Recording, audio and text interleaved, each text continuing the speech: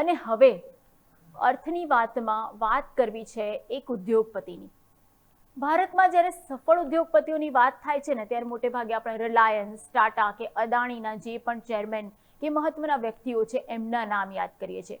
પરંતુ એક એવા ઉદ્યોગપતિ પણ છે જેમણે માત્ર અબજો ડોલરની કંપની જ નથી બનાવી, પરંતુ કમાયેલી સંપત્તિનો તેમનો મોટો હિસ્સો સમાજને પરત આપીને બિઝનેસની નવી વ્યાખ્યા લખી છે. વાત આપણે કરી રહ્યા છીએ વિપ્રોના ચેરમેન અઝીમ પ્રેમજીની, જેમનો જન્મ 24 જુલાઈ 1945ના રોજ થયો હતો અને આજે એમના જન્મદિન નિમિત્તે આપણે તેમને યાદ કરીએ. એક સમય હતો જ્યારે વિપ્રો કમ્પ્યુટર કે સોફ્ટવેર નહીં, પરંતુ વનસ્પતિ તેલ અને સાબુ બનાવતી, એટલે કે એક એફએમસીજી કંપની જેને આપણે કહીએ છીએ એ કંપની હતી. વર્ષ 1966માં અઝીમ પ્રેમજીના પિતાનું અચાનક અવસાન થયું અને માત્ર 21 જ વર્ષની ઉંમરે અઝીમ પ્રેમજીએ કંપનીની જવાબદારી સંભાળી લીધી.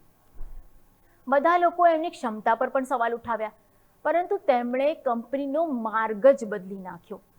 અઝીમ પ્રેમજીએ 1980ના દાયકામાં જ્યારે ભારતમાં ઇન્ફોર્મેશન ટેકનોલોજીનો નવો યુગ શરૂ થયો, ત્યારે સમયની નાડી પારખી લીધી. તેમણે વિપ્રોને ધીમે ધીમે આઈટી સર્વિસીસ, સોફ્ટવેર અને ટેકનોલોજી સોલ્યુશન તરફ વાળી દીધી.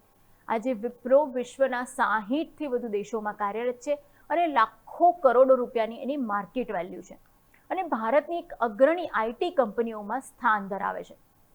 પરંતુ અઝીમ પ્રેમજીની સૌથી મોટી ઓળખ માત્ર સફળ ઉદ્યોગપતિ તરીકેની ક્યારેય નથી રહી.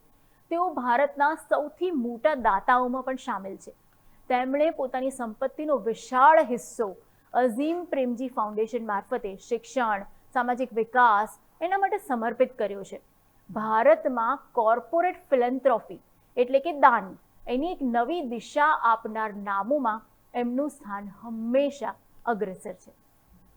આજે જ્યારે આર્ટિફિશિયલ ઇન્ટેલિજન્સ અને નવી ટેકનોલોજી આઈટી ઉદ્યોગને બદલતી જાય છે, ત્યારે વિપ્રો જેવી કંપનીઓ માટે નવી તક અને નવા પડકાર બંને ઊભા થયા છે. પરંતુ અઝીમ પ્રેમજીની સફર એક વાત શીખવે છે: સફળતા માત્ર નફામાં નથી, પણ સમય સાથે બદલાવને સ્વીકારવાની ક્ષમતા અને સમાજને પાછું આપવાની ભાવનામાં પણ છે.